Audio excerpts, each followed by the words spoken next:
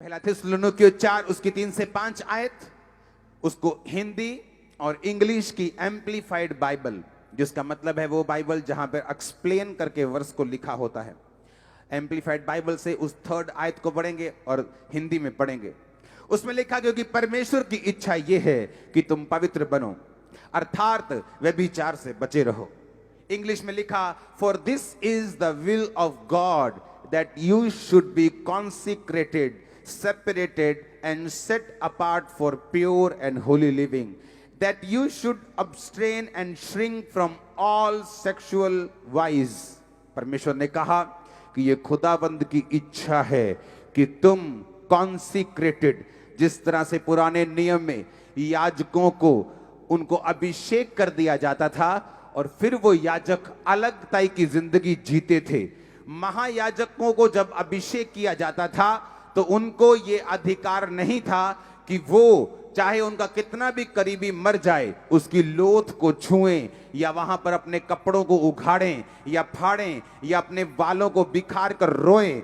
जो याजकों का जब अभिषेक होता था तो उनको ये इंस्ट्रक्शन थी कि तुम अपने माता पिता बहन भाई के मरने पर तो जा सकते हो, लेकिन अपने निकट रिश्तेदारों के मरने पर भी तुम नहीं जा सकते, क्योंकि तुमको अलगताई की जिंदगी जीनी है, तुमको पवित्रताई की जिंदगी जीनी है। You should be consecrated, separated and set apart for pure and Holi living, कि तुम होली लिविंग के लिए, पवित्रताई की जिंदगी और प्योरिटी की जिंदगी के लिए, शुद्धता की जिंदगी के लिए अपने आप को अलगताई में रखोगे, अपने आप को सेपरेट रखोगे, तुम अपने आप को कॉन्सिक्रेटेड रखोगे, क्योंकि ये परमेश्वर की विल है, ये परमेश्वर की इच्छा है। जिस तरह से एक संसारिक बाप जब मरने वाला होता है तो विल लिख कर जाता है कि मेरी कितनी प्रॉपर्टी मेरे किस बच्चे को मिलेगी, उसी तरह परमेश्वर की विल है, लेकिन परमेश्वर जीवित है, हमारे बीच में है, लेकिन उसकी विल है, उसकी इच्छा है, उसकी आपके लिए मंशा ये है कि आप लोग पवित्र बने, कॉन्सिक्रेटेड करें एक पवित्रताई की और एक प्योरिटी की जिंदगी के लिए, और व्यभिचार से, हर तरह के सेक्सुअल पाप से आप बचे रहें। तुम में से हर एक पवित्रता और आदर के साथ अपनी पत्नी को प्राप्त करना जाने।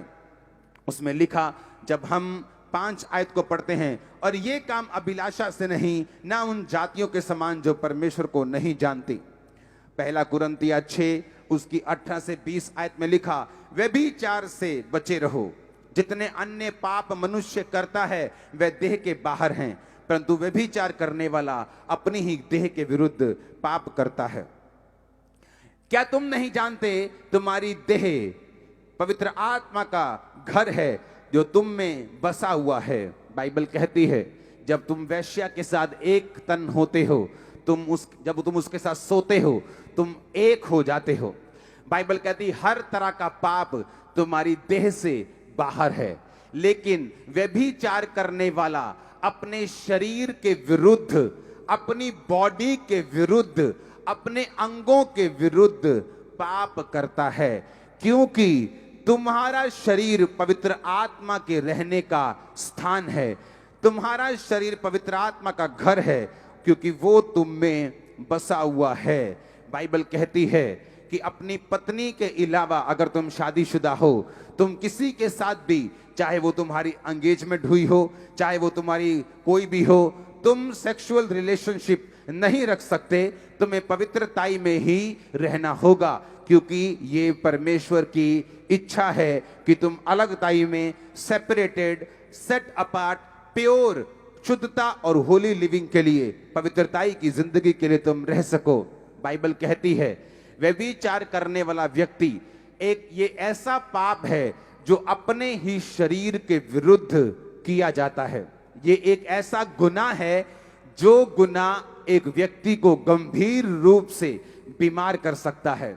हर एक बीमार व्यक्ति जरूरी नहीं है कि व्यभिचार की वजह से ही बीमार हो, वो परीक्षा की वजह से हो सकता है, संसारिक कारणों की वजह से हो सकता है, गलत डाइट की वजह से हो सकता है, पाप की वजह से हो सकता है, शैतानी अटैक की वजह से हो सकता है, परीक्षा की वजह से हो सकता है, पाप की वजह से भी हो सकता है। बाइबल कहती है जो ये पाप करते हैं व्यभिचार, वो अपने ही शरीर के विरुद्ध, अपनी ही बॉडी के विरुद्ध पाप करते हैं। हालेलुया।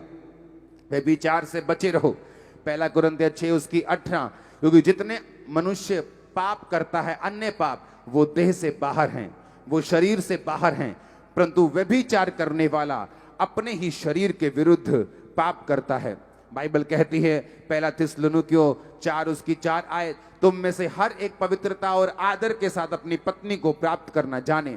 परमेश्वर ने आपको ये बोला है, अपनी पत्नी, अपने पति के अलावा अगर तुम्हारा संबंध किसी भी औरत के साथ है तो बाइबल कहती है तुम अपने शरीर के विरुद्ध पाप कर रहे हो। बाइबल कहती है ये पाप तुम्हारा आत्मिक भी है जो तुम्हें नरक में लेके जा सकता है, और ये ऐसा पाप है जिससे तुम शारीरिक रूप से भी एक बड़ी दुर्घटना को इकट्ठा कर रहे हो जो कभी भी तुम्हारी जिंदगी के ऊपर आ सकती है। बाइबल कहती है जो वैश्या के साथ एक तन होता है वो उसके साथ एक हो जाता है। जब भी आप किसी के साथ गलत संबंध बनाते हैं, आप सिर्फ शारीरिक रूप से गलत संबंध नहीं बना रहे, आप आत्मिक रूप से भी उसके साथ एक हो रहे हैं। आप उसके श्रापों को भी ले रहे हैं, आप उसकी दुष्ट आत्माओं को भी ले रहे हैं, आप उसके सारी गंदगी को भी ले रहे हैं। वो सारे आत्मिक श्राप, वो सारी गंदगी जो आत्मिक उसकी जिंदगी पे है, आप वो भी अपने ऊपर, वो सारा बैड लक भी अपने ऊपर और अपने शरीर के ऊपर बीमारियों को भी ले रहे हैं।